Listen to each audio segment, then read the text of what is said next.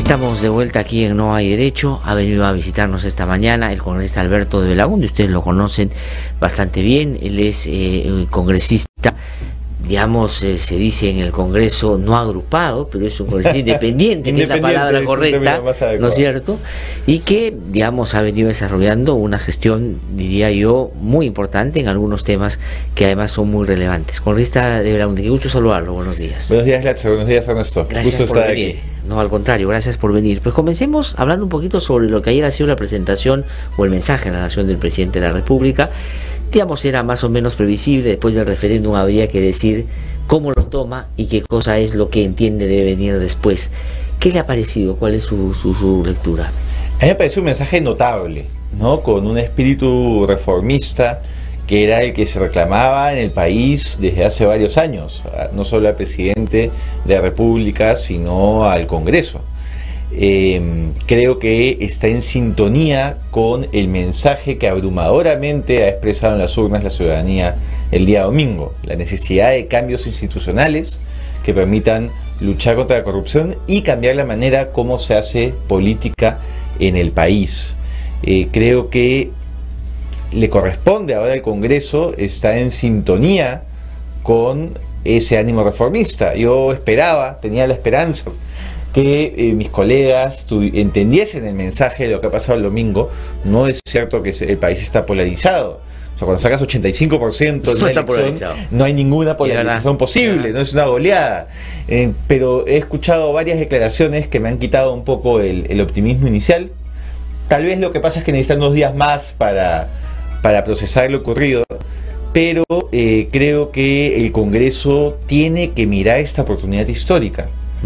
No recuerdo en el tiempo desde Valentín Paniagua un momento en el que haya tal voluntad política de impulsar reformas de fondo y no solo estas reformas ligeras o maquilladas que se han impulsado en los últimos años. Acá hay un ánimo estructural y creo que el presidente, por ejemplo, ha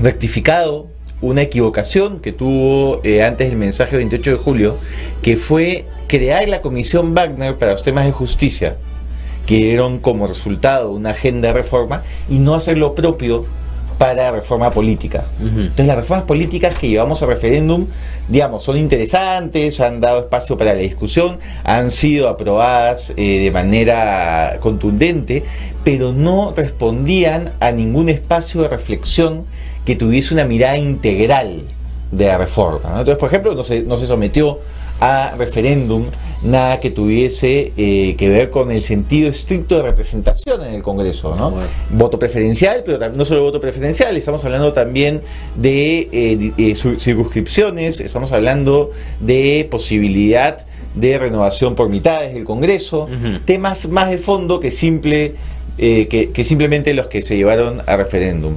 Pero creo que este ánimo de rectificación y este ánimo de ahondar en las reformas entusiasma. Claro, ahora, lo que pasa es que el presidente, creo yo, además por el momento en el que se da este planteamiento, combina las dos cosas: una clara voluntad e idea de reforma, pero a la vez un poco elementos centralmente políticos para un reubicón político al presidente. Es decir, el tema de la no reelección de parlamentarios no es de cara a una reforma del sistema político, era digamos un gesto hacia la gente para decir: oye, este es el rumbo que yo quiero seguir. Entonces ha combinado por ahí. Ahora, yo sí espero que así como el Congreso debe de alinearse con la sintonía que ha expresado la ciudadanía el día domingo con el presidente en este término reformista, la sociedad civil organizada también entienda el importantísimo rol que tiene que cumplir en los próximos meses.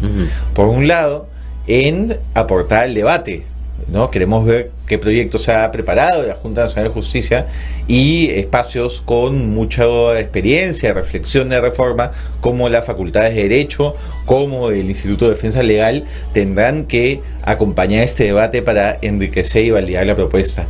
Pero también de cara a lo que será la Junta Nacional de Justicia, ¿no? Se va a abrir un concurso público y acá yo recuerdo una frase que decía Henry Peace, En política, como en la física, todo espacio vacío se llena, ¿no?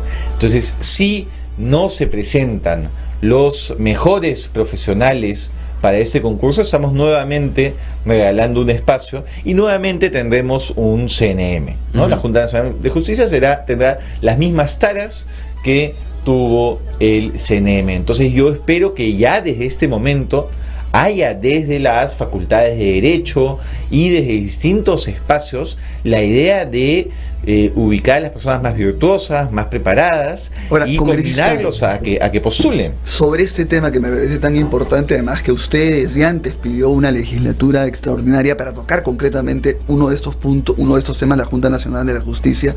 La pregunta es, claro, pero mucha gente también se va a inhibir, tal vez, ojalá que no, porque yo coincido con usted, y va a decir, finalmente, ¿quién va a decidir quién gana el concurso?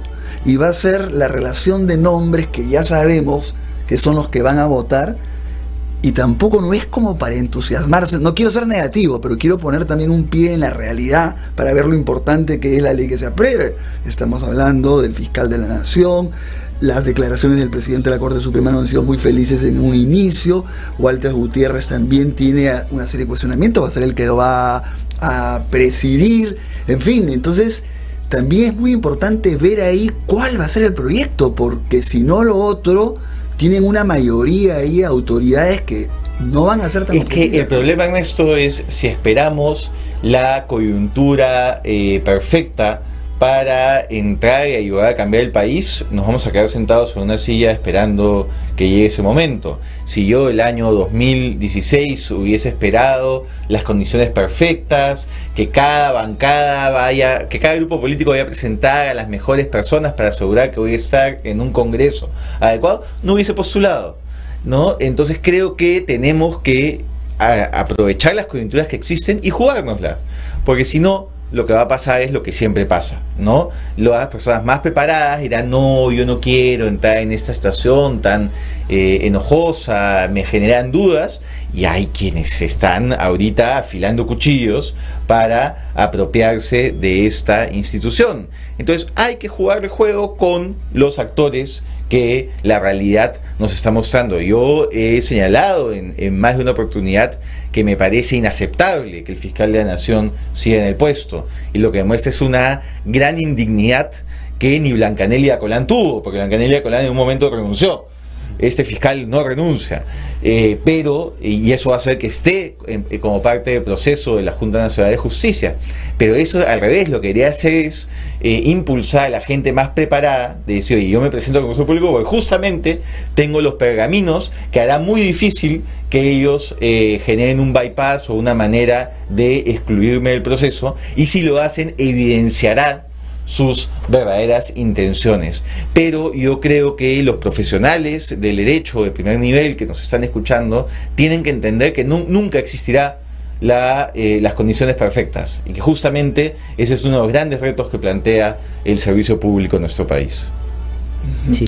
Ahora, sobre eso mismo también es bien importante para que se pueda producir esta deliberación amplia y plural, que claro, de una vez se conozca lo que ha planteado el Ejecutivo, que ayer ha sido aprobado en el Consejo de Ministros, para que se empiece ese debate, porque lo peor que puede pasar es por hacerlo rápido, hacerlo mal, ¿no es cierto? Ahora, da de aquí hasta enero para poder hacer algo que consideren en esto significativo, porque lo que dice Ernesto anota también a otro asunto, es decir, no solo hay que pensar en cómo van a elegir a los miembros de la Junta, sino cómo poner candados ahora para los que tienen que elegir esa Junta, ¿no es cierto?, no caigan en conflicto de intereses y todo, porque yo te digo, o sea, si uno ve objetivamente, yo puedo coincidir con el asunto de que no hay momento ideal, hay que hacer con lo que hay, ¿no es cierto? Es como la selección peruana, es lo que tenemos y hemos llegado hasta el Mundial, ¿no es cierto? Es lo que hay. Ya, es lo que hay, ya, de acuerdo. Pero el hecho que hay tiene complejidad o tiene particularidades.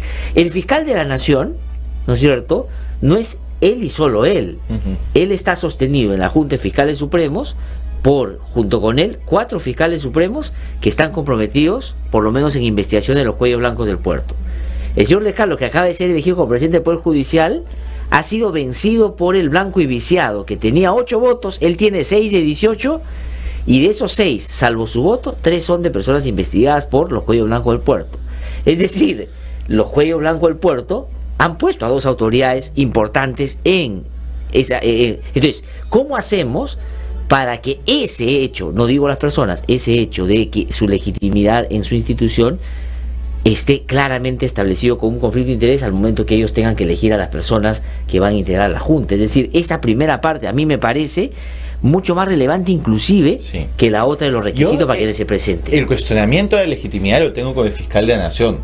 En el caso del Poder Judicial, a mí me parece penoso que un grupo de magistrados supremos hayan decidido abstenerse de votar en la segunda ronda.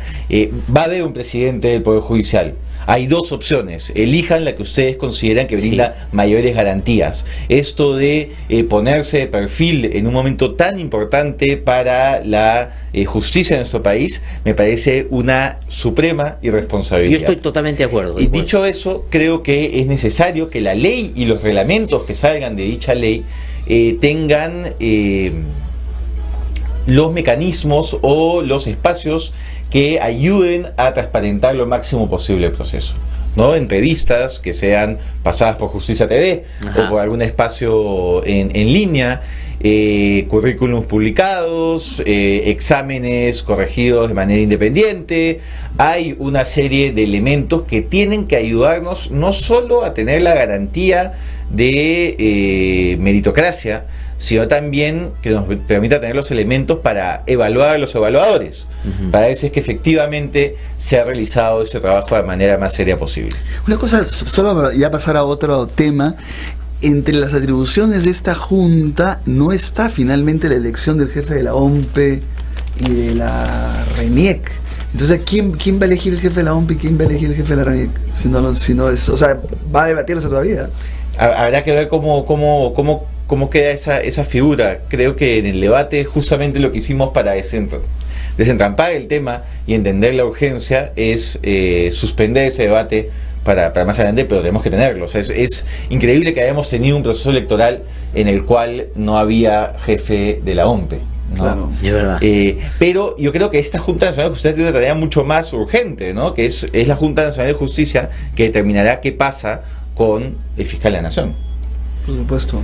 Por lo irregular del proceso, en el cual, bueno, los medios ya han mostrado la serie de irregularidades que hubo en el proceso de ratificación, pero además, porque algo que sí nos cuidamos mucho de poner en la ley era asegurar que puedan revisar los nombramientos hechos justamente por este CNM cuestionado, el cual destituimos. Van a revisar y además ahora van a tener cada 3 años y medio un tipo de evaluación de jueces y fiscales, ya no solamente 7 años en la ratificación. Ahora, ojo, van a revisar, y yo voy a quedarme en la Corte Suprema un ratito, 8 nombramientos de 18 en la Corte Suprema y 4 de 6 en las Fiscalías Supremas. ¿Qué pasa si esos 4 de las Fiscalías Supremas fueron irregulares? ¿Y qué pasa si esos 8, no digo que estén, digo, estoy imaginando que puede ser?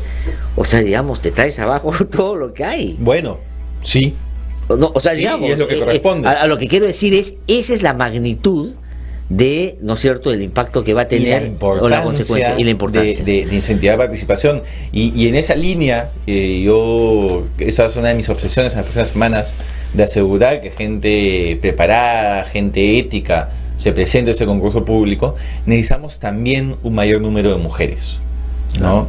Muchas de las preguntas inaceptables que realizaron los ex miembros del CNM a postulantes mujeres en sus procesos de ratificación no se hubiesen dado si es que hubiera habido más mujeres en la mesa, ¿no? Creo además que la diversidad ayuda a tomar mejores decisiones. Eso está demostrado en muchos estudios de economía conductual. Entonces necesitamos también que se entienda, en un momento en el cual la violencia contra la mujer es una crisis humanitaria en el país y donde la justicia tiene un rol clave en ponerle el pare, que más mujeres entren a la Junta Nacional de Justicia y que desde ahí se incentive mayor presencia femenina en el sistema de justicia.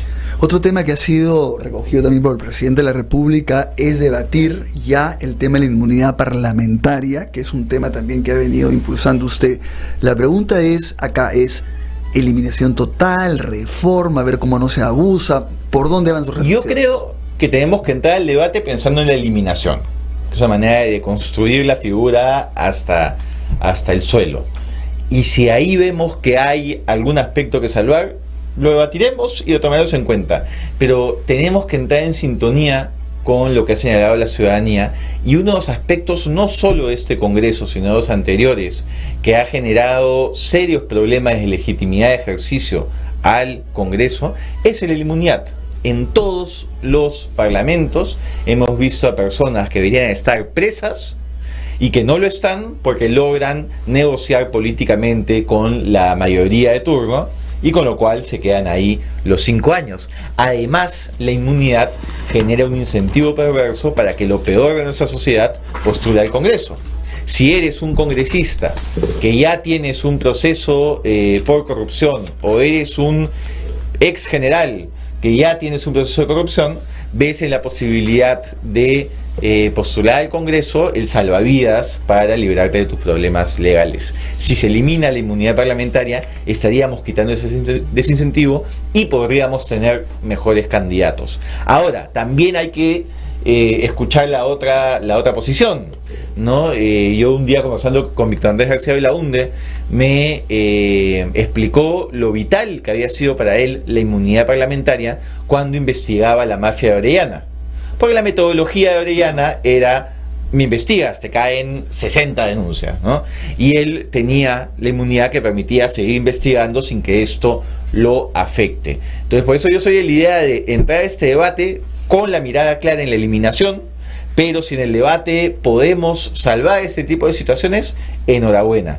Pero tenemos que transmitir un mensaje que permita que la ciudadanía tal vez no confíe en nosotros, pero sí vuelva a confiar en la institución del Congreso de cara al futuro.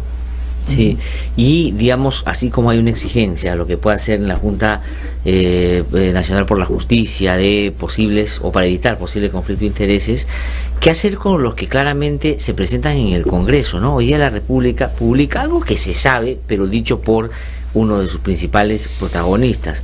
El hermano y su colega Miguel Torres acaba de admitir que el estudio que él tiene, del cual era parte Miguel Torres hasta hace poco, lleva, por ejemplo, el caso, o lleva como clientes a grandes casinos y tragamonedas, frente a los cuales acaban de, digamos, ya todos sabemos, pues favorecer con esto de que no paguen el impuesto selectivo al consumo. Hay unas grandes reformas internas que tiene que hacer el Congreso desde la Comisión de Ética, ¿no? Independientemente de este caso concreto y los matices que puede tener, la Comisión de Ética no funciona en el Congreso, no funciona como debería funcionar. Guido Lombardi y yo tenemos un proyecto de ley para que la comisión sea integrada por ciudadanos ajenos al Congreso de la República. Y eso tiene que venir de mano también con un auténtico código de ética.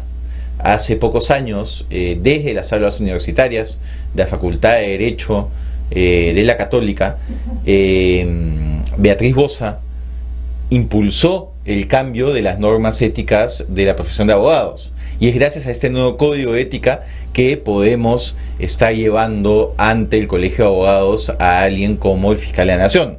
Con el código anterior hubiese sido imposible, porque no decía nada.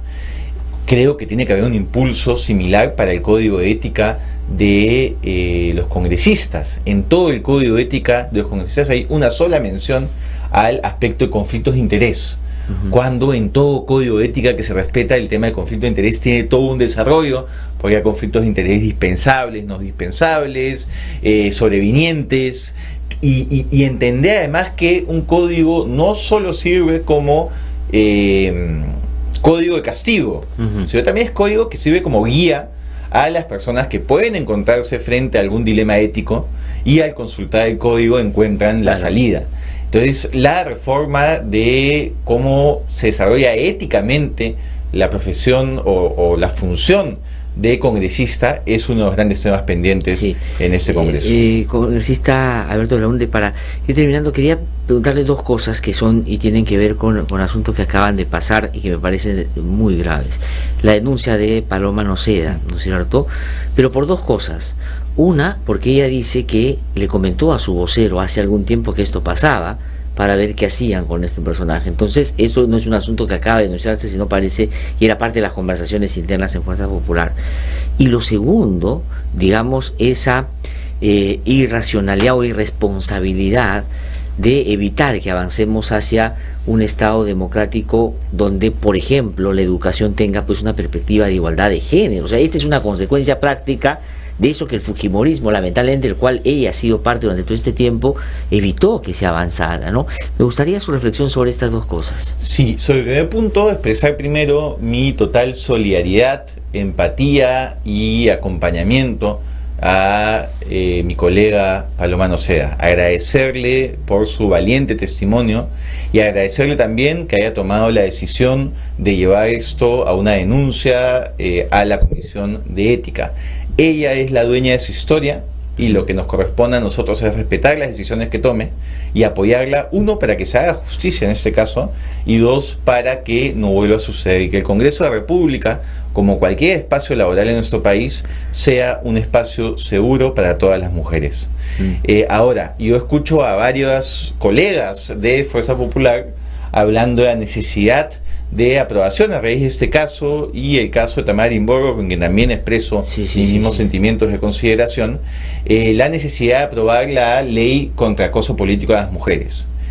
Y si vemos la sesión de la Comisión de Justicia que yo presidí, a mí no me lo han contado, yo estuve ahí, yo puse a debate el predictamen, y lo que pasó fue burlas de Fuerza Popular, incluida alguna de las congresistas que ahora piden la ley, y el intento de mandarlo al archivo a como dé lugar. Yo me negué a mandarlo al archivo porque entendía la importancia de este debate y de esta norma, y lo puse en cuarto intermedio cuando vi que había una agresiva oposición a este proyecto de ley, y esto me generó que todo Fuerza Popular se parase la comisión en ese momento y se retirase, y me boicotearan el quórum una o dos sesiones, ¿no? Que es unos mecanismos de chantaje que ha tenido Fuerza Popular en el Congreso de la República. Entonces espero que ahora estas frases que realizan diciendo que es importante esta ley tenga actos concretos, porque si hoy día no existe en el Perú una ley de acoso político contra las mujeres, es responsabilidad directa de Fuerza Popular, y yo puedo dar mi testimonio desde la Comisión de Justicia. Usted debe estar un poco con el sentimiento de justos pagan por pecadores. Me han dicho mucho esa frase en Twitter esta semana. Es que claro, ¿no? Usted ha hecho un buen trabajo, se ha esforzado por hacerlo bien, acaba de entrar, y sin embargo otros que lo han hecho pésimo, ¿no? Y el país ha sancionado a todos los congresistas. Es así, ¿no es cierto? Sí. Yo lo que lamento es, ya la decisión ya está tomada y no vale la pena entrar a analizarla, pero sí lamento, porque creo que el 2021 el castigo iba a ser directo, ¿no? Estos malos congresistas buscando la reelección, porque además tienen cero noción de la realidad y cero autocrítica, y la gente votando por otras personas y castigándolos y premiando a los pocos que podrían considerar que sí están haciendo un buen trabajo. Hemos perdido ese lunes siguiente, me hubiese encantado estar en el Congreso para ver las caras largas de aquellos que evidentemente iban a perder la reelección, y aquella bancada que por responsabilidad directa iba a pasar de tener 73 a tener probablemente menos de 15. Claro. Pero la decisión se ha tomado. Lo que toca ahora es buscar otros espacios para seguir involucrados en el servicio público.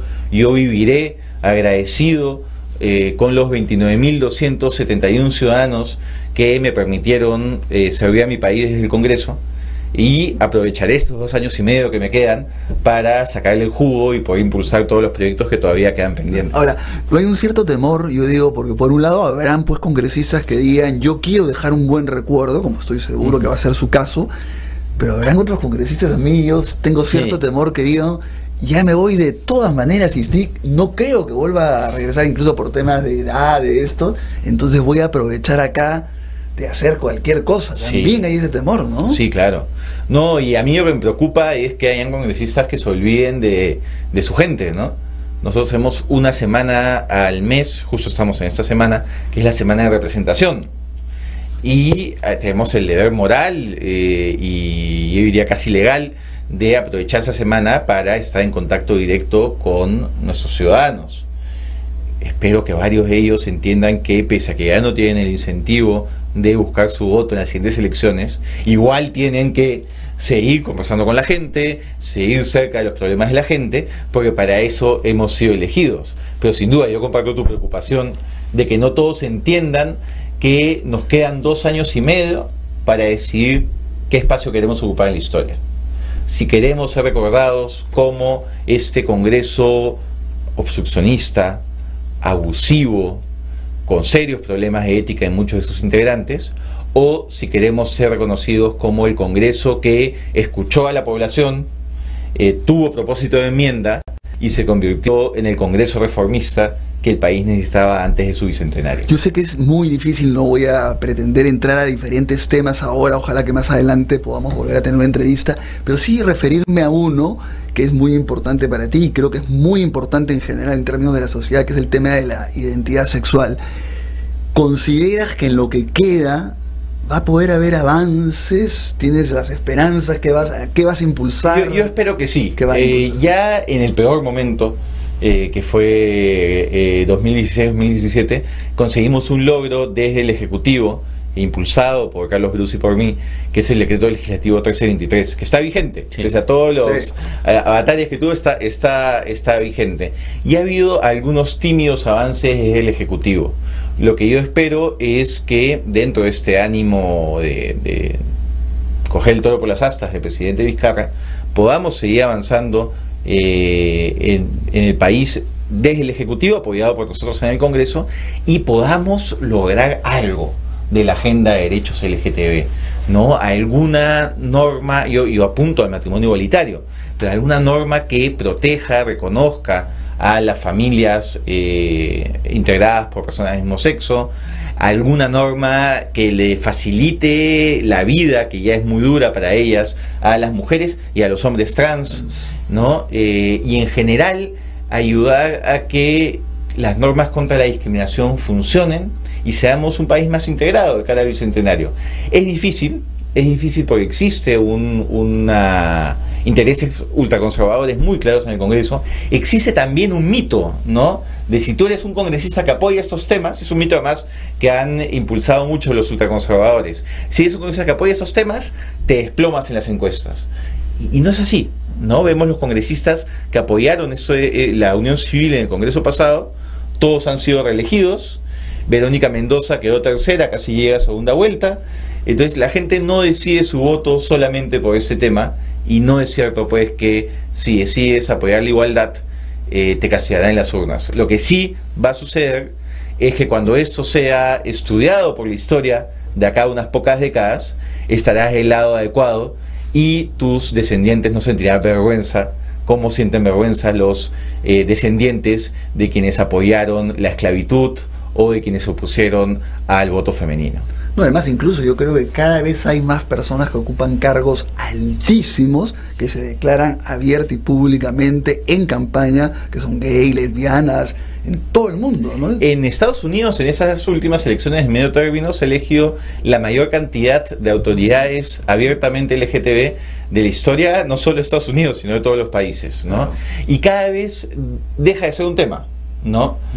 Porque además, como ha quedado demostrado, creo, con mi participación en el Congreso y la participación de Carlos Brus, no es que solo hablemos de ese tema, no es que solo nos interese impulsar ese tema, tenemos una agenda de trabajo a nivel de país, y uno de los elementos, evidentemente, es aquel que nos involucra directamente, como es la agenda de derechos LGTB, pero impulsamos, al igual que las autoridades en otras partes del mundo, una agenda mucho más rica, tal vez con la empatía que nos da el saber lo que implica ser una población vulnerable. Claro. Sí, pues.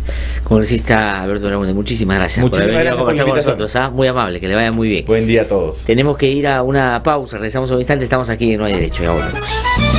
No hay derecho, no.